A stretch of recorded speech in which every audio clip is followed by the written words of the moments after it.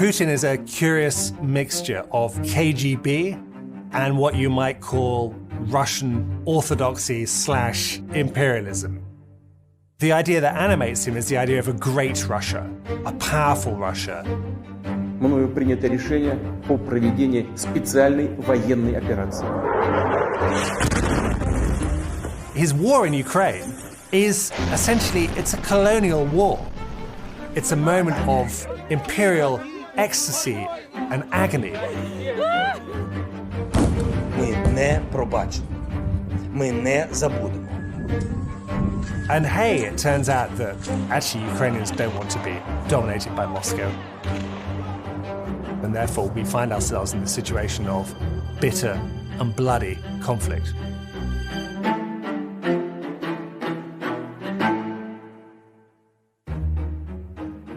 In order to understand where we are now in 2022, I think you've got to go back almost 70 years to 1952, when Vladimir Putin was born. Biography isn't necessarily destiny, but he came from a pretty working class family in what was then Leningrad.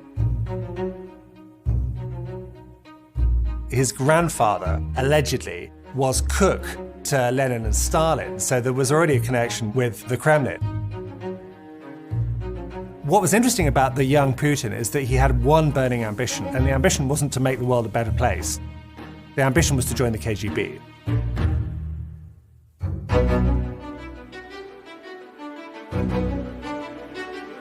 It was a time of Soviet patriotism and propaganda. There was one TV film in particular that Putin just adored, that played on his young psyche, which was called The Shield and the Sword. An undercover Soviet spy is in the Nazi high command, seemingly working for the Germans, but actually saving the Soviet Union and saving the motherland. Putin saw that, decided he wanted to join the KGB, and he became an operative. He acquired a nickname at some point during this period, which was, his nickname was Moth.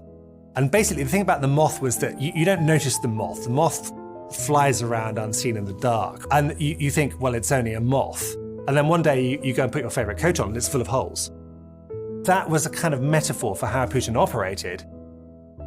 And eventually he joined the most prestigious department of the KGB called the KGB's First Directorate, which dealt with foreign intelligence.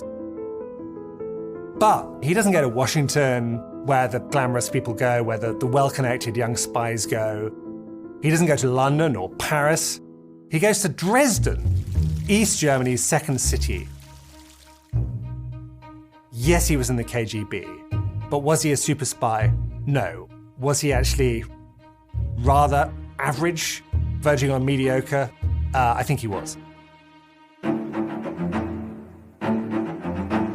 The Soviet Union has now built up its forces to a level far higher than it needs for its own defense. And more people are asking just what are the Russians up to? Тлетворный запах Запада, с которым мы так долго и успешно сражались. When Russians or Soviet citizens in the late 1980s were going through perestroika, reform, greater freedoms, Putin was still in KGB mode in provincial East Germany. And then, from his point of view, this great catastrophe happens. Mr. Gorbachev, tear down this wall.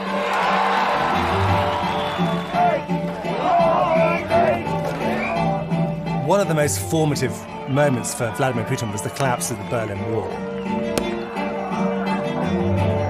Supposedly, a crowd turns up at the KGB headquarters in Dresden, and Putin holds them off, and the KGB are able to burn all their files and their lists of secret agents and assets and so on. Allegedly, Putin contacted Moscow and said, look, we're under siege here. What do we do? And he says, Moscow was silent. The red flag was still fluttering above the Kremlin tonight, but the Soviet empire it symbolized was no more.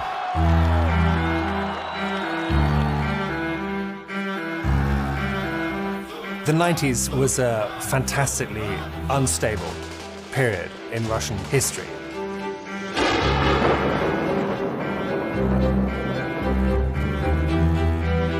Putin returns from Dresden to Leningrad, and he embraces the new democratic Russia in the shape of Anatoly Sobchak, who was his old law professor.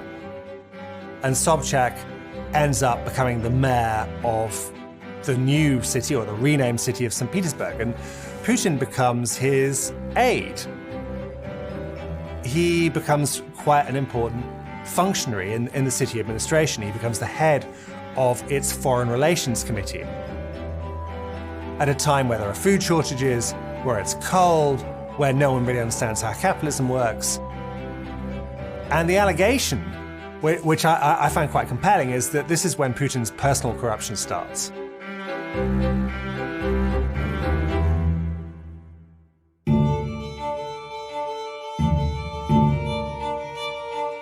What you have to understand is that St. Petersburg in the 1990s is the most criminal city in Russia.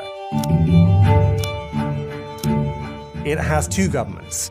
It has a political government headed up until 1996 by Sobchak, and it has a shadow government, a night government of mafia, of gangsters, of villains.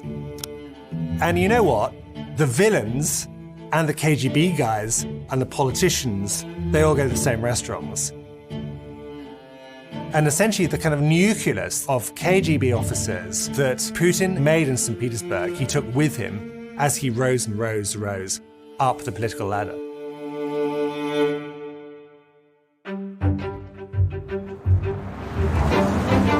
What we see from 96 onwards is that Putin has the most stunning rise. I mean, it's a sharp vertical ascent. By 1998, from nowhere, he's been appointed head of the FSB, the Federal Security Service, which is the main domestic successor to the KGB. Sweeping back into the Kremlin courtyard, President Yeltsin's desperate to shake off his image as a sick man of Russia. This is a sort of chaotic period where Yeltsin is in poor health. And what Yeltsin is looking for is a kind of successor who will guarantee that he can hang on to all the money he's stolen. And they try out various candidates. And then they think, well, what about that FSB guy? He's a bit grey, he seems quite loyal. He seems quite, manipulable. I mean, someone we can control. And they think, okay, let's try Putin. Мне кажется, что те, кто говорят о какой-то диктатуре, сами о ней мечтают. И в современной России эта их мечта недостижима. Поезд ушел. He goes from being an obscure Kremlin apparatchik within 3 years to becoming president of the Russian Federation. Behind me in the Kremlin, there's a new man in charge. 6 months ago, hardly anyone had heard of him. This was not inherently down to the charm and talent of one man. Essentially, what was going on with Putin as its kind of figurehead was a counter-revolution by the KGB. That's essentially what happened. The KGB were out. By 2000, they were back.